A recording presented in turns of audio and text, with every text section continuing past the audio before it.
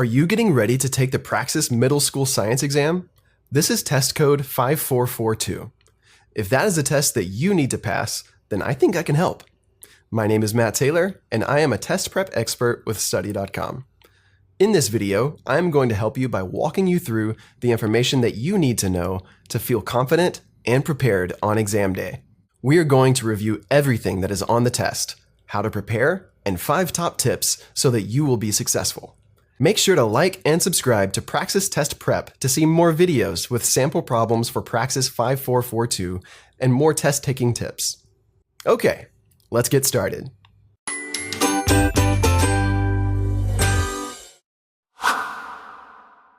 Welcome to the Middle School Science Teacher Test Overview.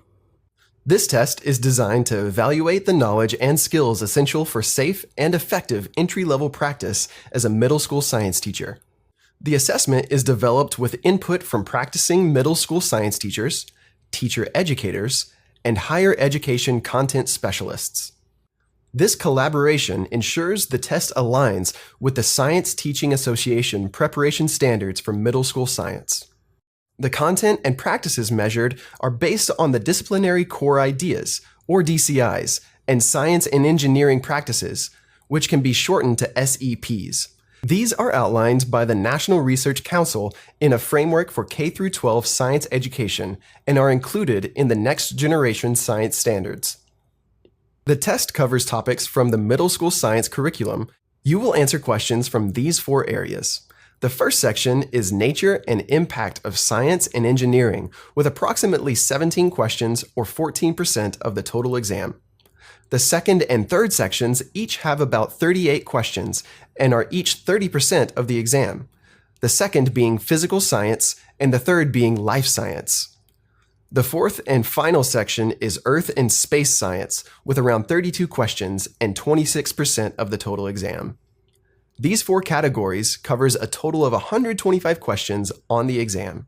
These questions measure your understanding and application of science in these areas: concepts, terms, phenomena, methods, applications, data analysis, and problem solving. Be sure you check out our channel for videos that go into a lot more detail for each topic and subtopic. In these videos, test prep experts review sample problems step by step so you'll have a better understanding of the types of questions you can expect to find on the actual exam. How many questions? There are 125 selected response questions. In other words, multiple choice questions. Some questions will have the possibility of 1 or more correct answers amongst the options. You can identify these by the phrase, "select all that apply." And here is where I want to give you the first 2 of my top test-taking tips, which are 1, to read each question thoroughly, and 2, to read through all answer options before making your final decision. The easiest way to make a careless mistake is to misread the question or choose the first answer that looks right. Make sure you thoroughly understand what is being asked and have considered each answer choice before selecting an answer. Here's an example. If you don't read all of the answers first, you may choose B, as it seems reasonable. How long is the test? The total available time is 2.5 hours, or 150 minutes. This means you have about 1 minute per question, and this is where I want to give you the third of my top tips, which is to aim for about 50 seconds per question, which will give you a buffer for questions that may require more thought. Top tip number 4, avoid overthinking questions you're unsure about. Move on so you don't lose time. You will be taking this test on a computer, and you can sit the exam at a test center or at home with online proctoring. There may be some questions on the exam that will not be counted in your final score, but you won't know if the questions count or not, so just assume that every question counts. This brings me to my final top tip, which is to watch your time. The best way to ensure you stay on target is to do timed practice.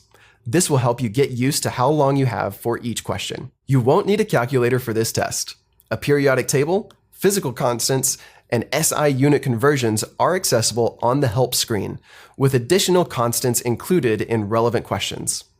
More than 40% of the questions will combine science content with science and engineering practices, and about 30% will involve applying science knowledge in teaching scenarios or instructional tasks. These questions aim to assess your ability to use science knowledge in practical teaching situations.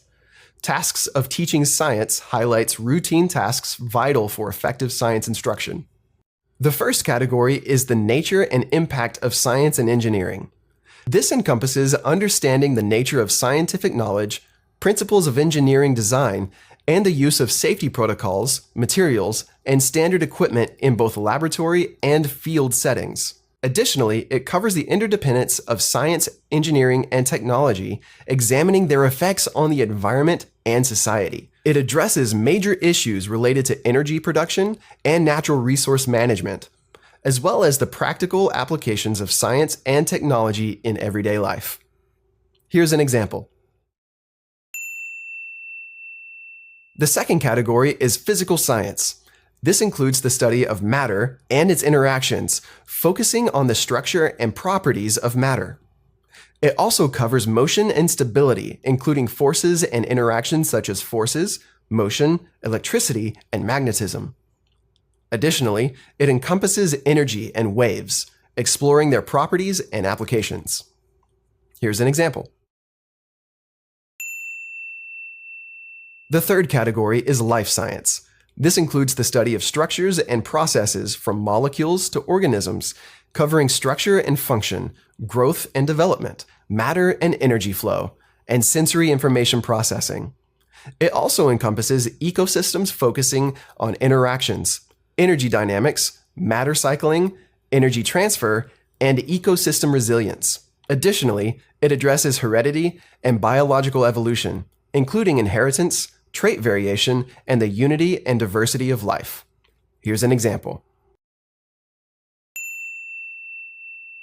The final category is Earth and space science. This includes Earth's place in the universe, focusing on the universe and its stars, the Earth and solar system, and the history of planet Earth. It also covers Earth's systems, such as Earth materials and processes, plate tectonics, the role of water in surface processes, and weather and climate. Here's an example. That is a lot to cover. So how do you prepare? We recommend starting with a full-length practice test. Study.com's test prep course offers several. In this way, you can identify your strengths and weaknesses so you know where to focus the most time. Don't worry about your scores on these prep tests. They are simply for the purpose of finding out what you need to work on. So please don't feel discouraged. It's all part of the process. With the Study.com course, we will auto-generate an individualized study plan just for you. If you do use other test prep methods, you will likely have to do the analysis of your practice tests manually. Watch Study.com's lessons to review the topics in your study plan and do practice problems. I am personally a fan of flashcards as they are versatile, portable, and most importantly, effective for exams like this one where you have a lot to memorize. My final tip for studying is really just 2 steps that you should repeat again and again. Review and practice, and review and practice. Here is some other Praxis exam advice that will help you prepare for exam day. Keep in mind the importance of understanding the test structure. Acquaint yourself with the format, question types, and content areas of the exam. Familiarity with these aspects will aid in managing your time efficiently during the test. Utilize the extensive resources available at study.com to engage in thorough practice, as these materials are designed specifically for the exam and offer dependable preparation. Establish a study schedule. Organize your review sessions to ensure comprehensive preparation, dividing the material into manageable sections and setting a timeline to thoroughly go over each one. Additionally, concentrate on your weak points. Identify areas where you need improvement and allocate extra time to those subjects. This focused method can greatly enhance your overall performance. Engage in timed practice tests. Complete full-length exams under timed conditions to mimic the actual test environment. This will help you adjust to the pressure of timed scenarios. Make sure to stay updated on test day requirements and be aware of what to bring and understand the regulations of the test center. Also, Take care of your well-being. Ensure you are well-rested and well-fed on the day of the exam. Getting enough sleep, eating a healthy breakfast, and staying hydrated can significantly influence your performance. Lastly, remain calm and confident. Approach the test with a positive mindset. Confidence can markedly improve your performance, so concentrate on your preparations and understanding rather than your worries. I hope this video covered everything you were wondering about in Praxis 5442. Check out some of the other videos in this and other series for more Praxis test prep and practice problem walkthroughs. Please like and subscribe to our channel and hit the notification button so you won't miss any new videos when they drop. If there are any specific tests or questions that you would like us to review, please let us know in the comments below and we will get to them as soon as possible. Finally, once you've passed Praxis 5442, please leave a note in the comments so that we can all celebrate your success. Good luck!